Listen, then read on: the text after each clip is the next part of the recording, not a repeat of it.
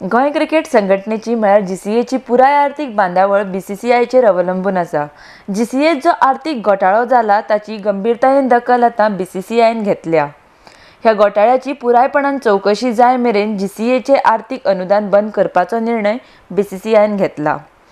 जीसीएचे अध्यक्ष चेतन देसाय, सचिव बाळू फडके, भंडारी अकबर मुल्ला ह्या त्रिकुटांक जीसीएंतल्या आर्थीक घोटाळ्याच्या प्रकरणात गोंय पुलिसांनी आर्थीक गुन्यांव विभागांत अटक केल्ली। ह्या त्रिकुटांचेर डीसीबी बँकेत बनावट खातें उगडून 2,87,00,000 हडप केल्ल्याचो आरोप आसा। चेतन देसाय हो बीसीसीआयचो मार्केटिंग समितीचो अध्यक्ष आशिल्लो। हाका बीसीसीआयन समितींतल्यान ह्यान पयलींच काडिल्लो। विनोद फडके हे बीसीसीआयचे माहिती वा तंत्रज्ञान समितीचे वांगडी आशिल्ले। ह्या आर्थीक घोटाळ्याची चवकशी पुरायपणान जाय मेरेन बीसीसीआयन जीसीएचे आर्थीक अनुदान बंद करपाचो निर्णय घेतला। तशेंच त्रिकुटांनी केल्ल्या ह्या कांडाक लागून बीसीसीआय आतां जीसीएक कसल्याच उपक्रमांत वांटो घेवपाक दिवचें ना। त्रिकुटांच्या ह्या कांडाचो गोंयच्या क्रिकेट मोग्यांचेर बरोच परिणाम जाला।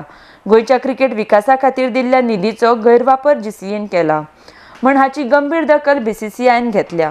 जीसीएत जाल्ल्या ह्या गुड्डलसांवाची कारवाय आतां सर्वोच्च न्यायालया मेरेन पावल्या।